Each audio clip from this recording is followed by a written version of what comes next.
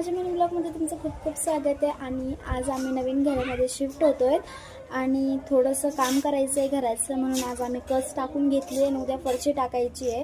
शाळेतून आम्ही घरी आलो, डायरेक्टली इथेच कामाला लागलो आणि बघा तुम्हाला दाखवते, सगळीकडे आम्ही कच टाकली आहे आणि उद्या आता फरशी टाकून द्यायची आम्हाला इथे।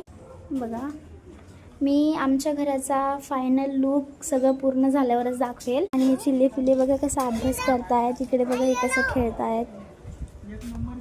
ए ते खात नसतात।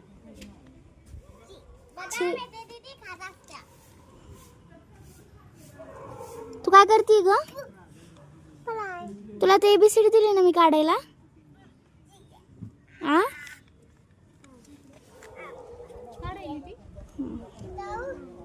बघा इकडे सॉल्व करते।